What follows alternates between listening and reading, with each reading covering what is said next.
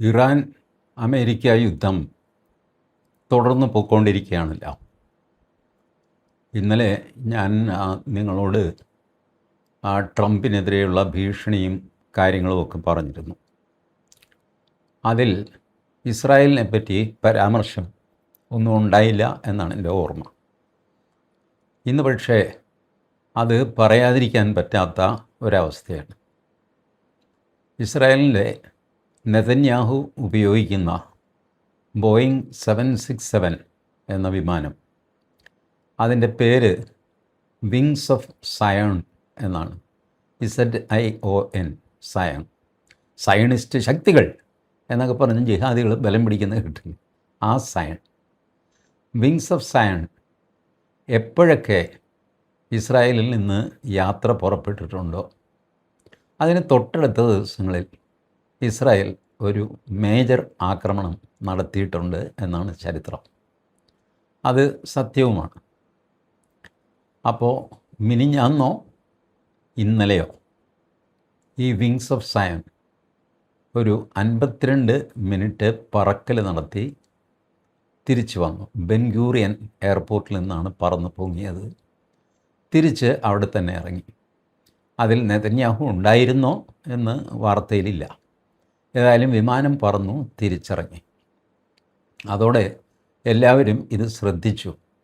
നെതന്യാഹുവിൻ്റെ ഒരു ചടങ്ങാണ് ഈ വിങ്സ് ഓഫ് സയൺ ഒന്ന് പറപ്പിക്കുക എന്നുള്ളത്. സയൺ എന്നുള്ള വാക്ക് ഇസ്രായേലിന് വളരെ വികാരത്തോടു കൂടിയാണ് അവർ ഓർക്കാറുള്ളത്. വിഖ്യാതമായ പഴയ ബോണി എമ്മിൻ്റെ ആണെന്ന് തോന്നുന്നു, by the rivers of Babylon, അങ്ങനൊരു പാട്ടുണ്ട്. അത് 78 മറ്റോ ബോണിയം ഇറക്കിയതാണ്. അതിന് മുമ്പും ആ പാട്ടുണ്ട് ബോണിയം, അത് റെക്കോർഡാക്കി എന്നേ ഉള്ളൂ. ഈ പാട്ട് നൂറ്റാണ്ടുകളായിട്ട് ജൂതന്മാർ പാടിക്കൊണ്ടിരിക്കുന്ന പാട്ടാണ്.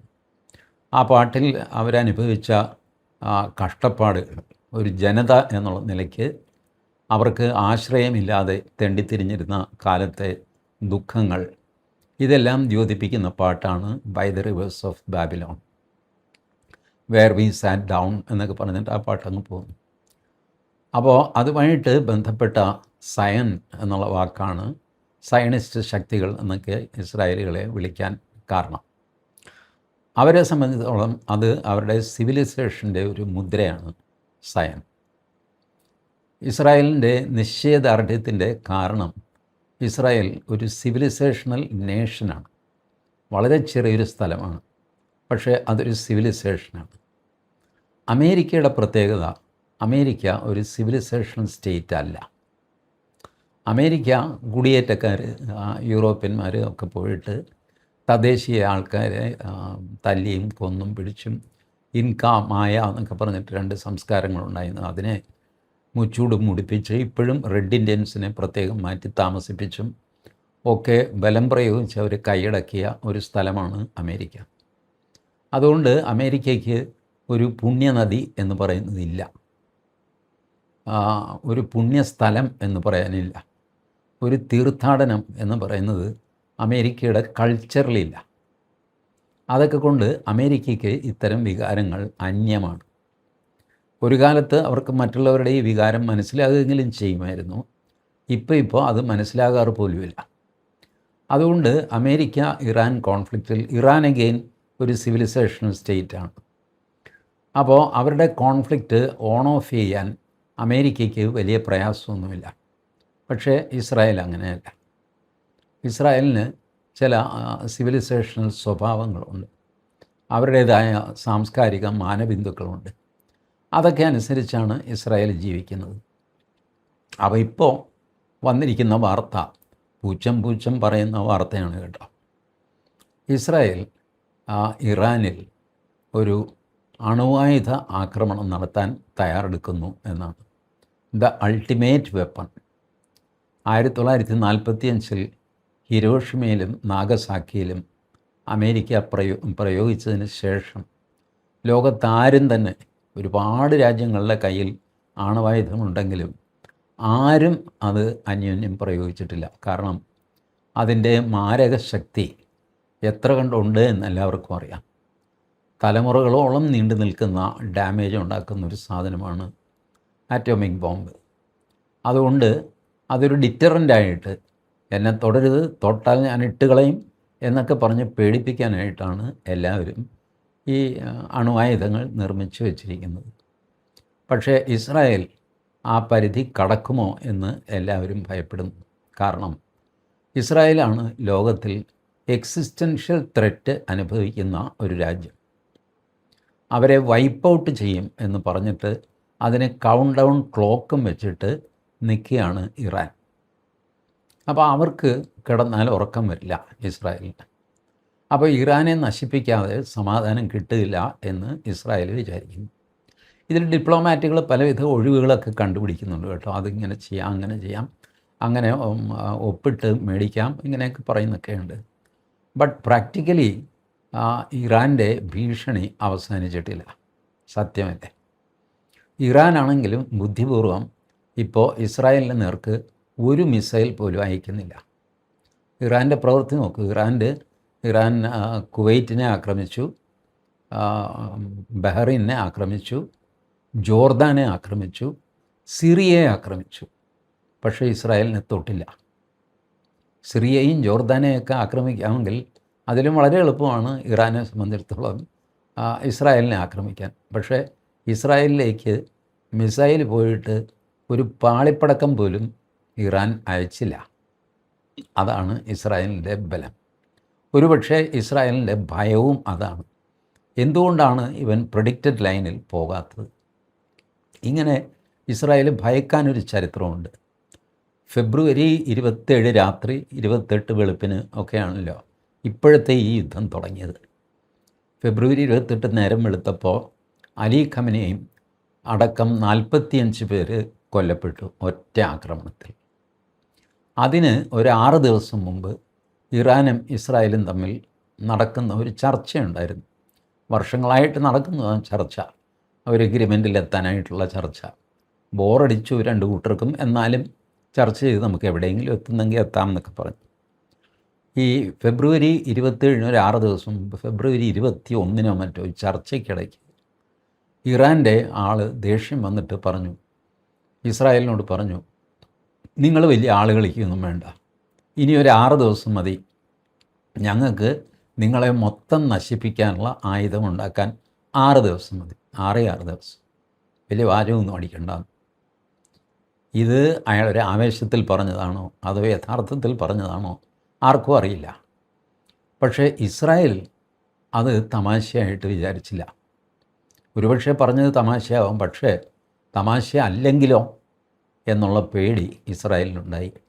അങ്ങനെയാണ് ആദ്യത്തെ ഭീകരമായ ആക്രമണം നടത്തുകയും അലി ഖമനയെ അടക്കം 45 പേരെ കൊന്നുകളയുകയും ചെയ്തത് എന്നുള്ള വാർത്ത ഇപ്പോൾ പുറത്തു വരുന്നു. അപ്പോൾ ഇറാൻ്റെ ആളുകൾക്ക് അവർ 6 ദിവസത്തിനകം ആറ്റം ബോംബ് ഉണ്ടാക്കുമെന്നും നിൻ്റെ വാചകം കൂടി തീർത്തു തരാമെന്നും ഉള്ള ഭീഷണി മുഴക്കിയതിൻ്റെ വില കൊടുക്കേണ്ടി വന്നു. അതാണ് യാഥാർത്ഥ്യം. പക്ഷേ ഇറാൻ ഇപ്പോഴും ജീവനോടെ ഇരിക്കുന്നു, തരക്കേടില്ലാതെ ഫൈറ്റ് ചെയ്തുകൊണ്ടിരിക്കുന്നു. അമേരിക്ക തിരിച്ചടിക്കുന്നുണ്ട്, ഇറാന് വലിയ നാശനഷ്ടങ്ങളുണ്ടാകുന്നുണ്ട്. But still Iran is holding. ഇപ്പോൾ ഇസ്രായേൽ പറയുന്നത് ഇതിങ്ങനെ നീട്ടി കൊണ്ടുപോകുന്നതിൽ അർത്ഥമില്ല, ഞാനിതിലിടപെടും. ട്രംപ് കയ്യും കാലും പിടിച്ചിട്ടാണ് നെതന്യാഹുവിൻ്റെ അടുത്ത്, എന്നെ പൊന്നു ചേട്ടൻ ഇടപെടരുത്, നമ്മൾ രണ്ടുപേരും യുദ്ധം ചെയ്തു, കാര്യമൊക്കെ ശരി, പക്ഷേ ഇപ്പോൾ സമാധാന കരാറ്, വീണ്ടും യുദ്ധം, ഇതൊക്കെ ചെയ്യുന്നത് ഞാൻ മാത്രമാണ്, ചേട്ടൻ കൂടെ ഇടപെട്ട് കോംപ്ലിക്കേഷൻ ഉണ്ടാക്കരുത്, നമുക്കിതിൽ കരയിലെത്തിക്കാം. അങ്ങനെയൊക്കെ പറഞ്ഞിട്ടാണ് നെതന്യാഹു അനങ്ങാതിരിക്കുന്നത്. നെതന്യാഹു ലെബനനെ മാത്രം ആക്രമിക്കുന്നു. പക്ഷേ ഈ വിങ്സ് ഓഫ് സയോൺ പറന്നു പോകുകയും 52 മിനിറ്റിന് ശേഷം തിരിച്ചിറങ്ങുകയും ചെയ്തപ്പോൾ ലോകരാജ്യങ്ങൾ തന്നെ ഇപ്പോൾ ഇവരെന്തൊക്കെയോ ചെയ്യാനുള്ള ഉദ്ദേശമാണ്. ഇനിയിപ്പോൾ ചെയ്യാൻ ബാക്കി എന്താ? അത് ആണവായുധം മാത്രമാണ്. ഇസ്രായേൽ അത് പ്രയോഗിക്കാൻ മടിക്കുകയില്ല. ഇതിന് വേറൊരു പ്രശ്നം കൂടെയുണ്ട്, സെക്കൻഡ് സ്ട്രൈക്ക് കേപ്പബിലിറ്റി എന്ന് പറയും. അതായത് ഇപ്പോൾ ഫസ്റ്റ് സ്ട്രൈക്ക് നടത്തുന്നത് ആരാണ്?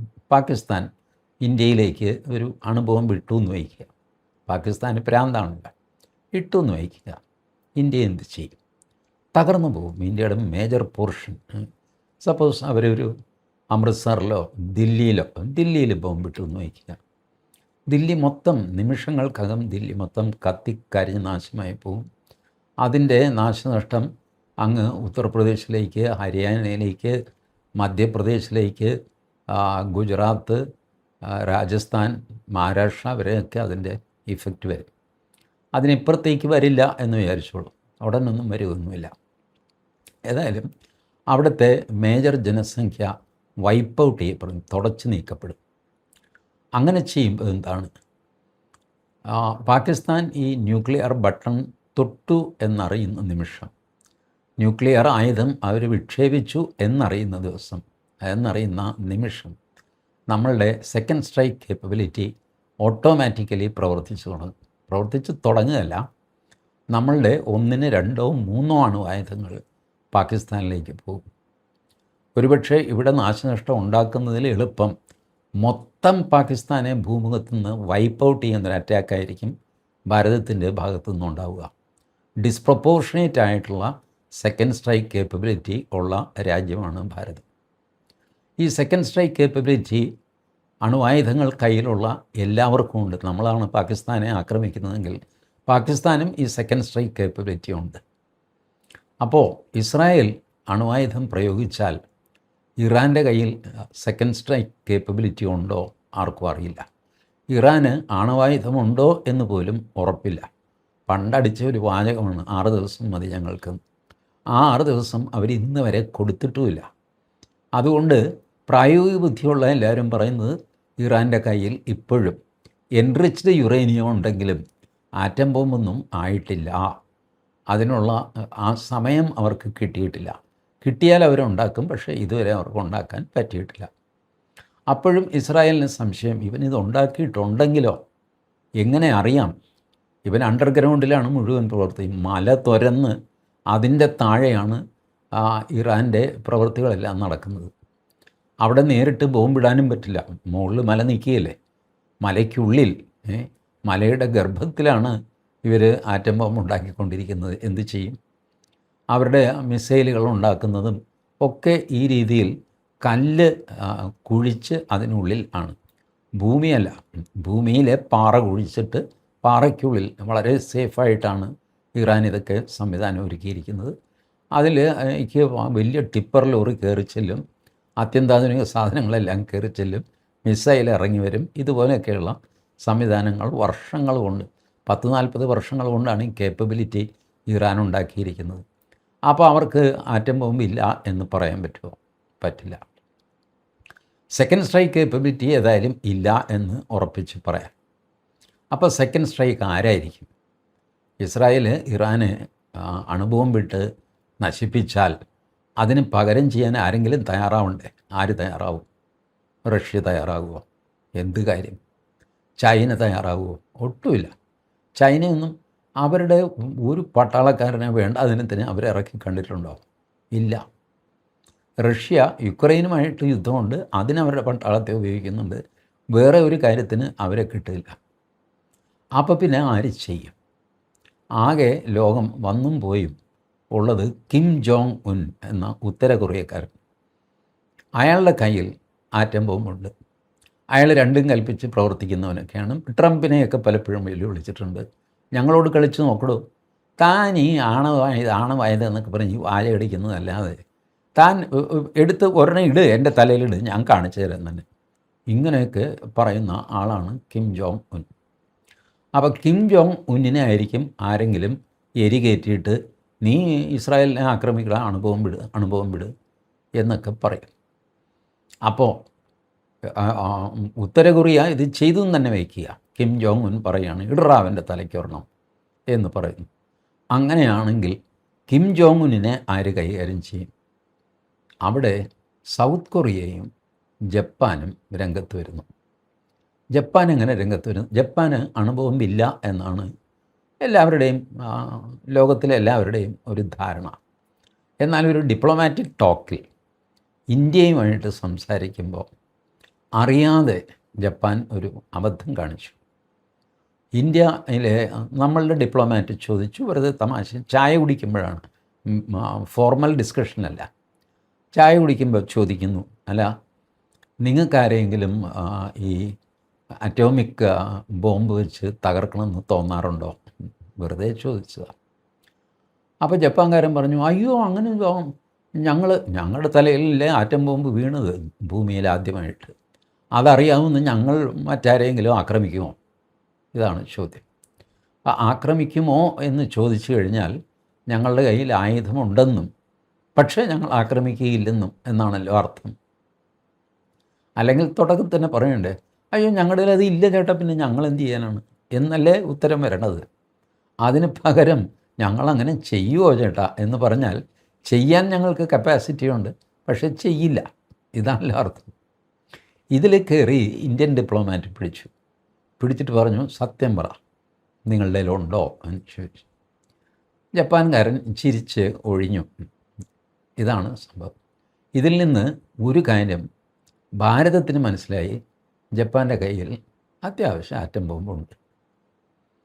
അപ്പോൾ ഉത്തര കൊറിയ ഇസ്രായേലിനെ ആക്രമിക്കും എന്നുള്ളൊരു സ്ഥിതി വന്നു കഴിഞ്ഞാൽ ജപ്പാനോ ദക്ഷിണ കൊറിയയോ ഉത്തര കൊറിയയോട് പറയും, അതേ ഞങ്ങളിവിടെ ഉണ്ട് കേട്ടോ, വെറുതെ ആലോചനയില്ലാതെ വേണ്ടാതിനും കാണിക്കരുത് എന്ന് പറയും.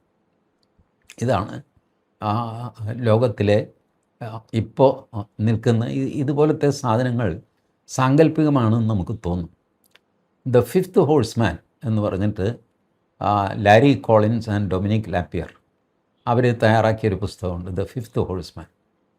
അതിൽ അമേരിക്കയിൽ ഒരു തെർമോന്യൂക്ലിയർ ബോംബ് ഒരാൾ വയ്ക്കുന്നു. അത് നമ്മുടെ ലിബിയൻ പട്ടാള മേധാവിയായിരുന്ന കേണൽ ഗദ്ദാഫി ആണ് അത് അറേഞ്ച് ചെയ്യുന്നത്. കേണൽ ഗദ്ദാഫിയുടെ ആവശ്യം 36 മണിക്കൂർ സമയം തരും, അതിനുള്ളിൽ വെസ്റ്റ് ബാങ്കിൽ നിന്നുള്ള ഓക്കുപ്പേഷൻ ഇസ്രായേൽ പിൻവലിക്കണം. ഇതാണ് ആവശ്യം. പിൻവലിച്ചില്ലെങ്കിൽ ഞാൻ ന്യൂയോർക്ക് പൊട്ടിച്ചു കളയും, ഞാനിത് അവിടെ വെച്ചിട്ടുണ്ട്. അപ്പോൾ ഇത് പ്രശ്നമായി. അതിൻ്റെ ഡീറ്റെയിൽസ് ഒരുപാടുണ്ട്. ഫൈനലി ഇസ്രായേൽ ഭീഷണിപ്പെടുത്തുന്നു, ഞങ്ങൾ ലിബിയയെ തകർക്കും എന്ന് പറഞ്ഞിട്ട് ന്യൂക്ലിയർ ബോംബ് മിസൈൽ അയക്കാനുള്ള ഏർപ്പാട് ചെയ്തു. 20ാമത്തെ മിനിറ്റിൽ ആദ്യത്തെ മിസൈൽ പോകും. അമേരിക്കൻ പ്രസിഡൻറ്റ് വിഷമിച്ചു, ചെയ്യരുതെന്ന് പറഞ്ഞിട്ട് ഇന്നത്തെ പോലെ തന്നെ ഇസ്രായേൽ കേൾക്കുന്നില്ല. ഇദ്ദേഹം റഷ്യയെ വിളിക്കുന്നു. കാര്യം ശത്രുക്കളാണ്. അന്നത്തെ കാലത്ത് സോവിയറ്റ് യൂണിയനും അമേരിക്കയുമില്ല. പക്ഷേ ഇവർ തമ്മിലൊരു ഹോട്ട് ലൈനുണ്ട്, കാര്യങ്ങൾ കൈവിട്ട് പോകാതിരിക്കാൻ. ഹോട്ട് ലൈനിൽ വിളിച്ചിട്ട് പറഞ്ഞു, ഇസ്രായേലിനോടൊന്ന് പറയണം, ഇന്ന മാതിരി ഒരു പ്രശ്നമുണ്ട്, അതിലിടപെടരുതെന്ന് പറയണം. റഷ്യയിൽ നിന്ന് ഇസ്രായേലിലേക്ക് ഫോൺ പോയി, അതേ അത് വേണ്ട കേട്ടോ, അത് ചെയ്തു കഴിഞ്ഞാൽ പിന്നെ ഞങ്ങൾ ഇടപെടും, നിങ്ങൾ ഈ ഭൂമുഖത്തുണ്ടാവില്ല എന്ന് പറഞ്ഞ് വിരട്ടി കഴിഞ്ഞപ്പോൾ ധൃതി പിടിച്ച് ഇസ്രായേൽ ആ കൊടുത്ത കമാൻഡ് പിൻവലിച്ചു. അപ്പോഴത്തേക്ക് ഈ ന്യൂക്ലിയർ ബോംബ് പോകാനായിട്ട് എന്തോ 3 മിനിറ്റോ മറ്റോ ബാക്കിയുള്ളൂ. ആ സമയത്താണ് നിർത്തി വയ്ക്കാനുള്ള ഓർഡർ വരുന്നത്. ധൃതി പിടിച്ച് അത് നിർത്തി. ഇങ്ങനത്തെ അഡ്ജസ്റ്റ്മെൻറ്റ്സ് അന്താരാഷ്ട്രത്തിൽ ഉണ്ടാകുന്നുണ്ട് എന്ന് അതൊരു സാങ്കല്പിക നോവലാണ്. യഥാർത്ഥ കഥാപാത്രങ്ങളെ വെച്ചിട്ട് കഥ സാങ്കല്പികമാക്കി എഴുതിയതാണ് ഫിഫ്ത്ത് ഹോഴ്സ്മാൻ. പക്ഷേ ഇൻ്റർനാഷണലി ഇങ്ങനെയൊക്കെ ബന്ധപ്പെടുത്തി സുഹൃത്തുക്കൾ ശത്രുക്കളാവുന്നതും ശത്രുക്കൾ സുഹൃത്തുക്കളാവുന്നതും എമർജൻസി ടൈമിൽ അങ്ങോട്ടും ഇങ്ങോട്ടുള്ള കമ്മ്യൂണിക്കേഷനുമൊക്കെ വളരെ രസകരമായിട്ട് ഉദ്വേഗജനകമായിട്ട് ആ നോവലിൽ ലാരി കോളിൻസും ഡൊമിനിക് ലോപ്പിയറും പുറത്ത് കൊണ്ടുവന്നിട്ടുണ്ട്. അതുകൊണ്ട് ഇപ്പോൾ ഈ ലോകത്ത് ഉള്ള സിനാറിയോ ഞാൻ പറഞ്ഞില്ലേ, Israel attacking Iran with nuclear weapons, then North Korea trying to attack Israel to retribute. North Korea is being threatened by Japan not to interfere in Israel.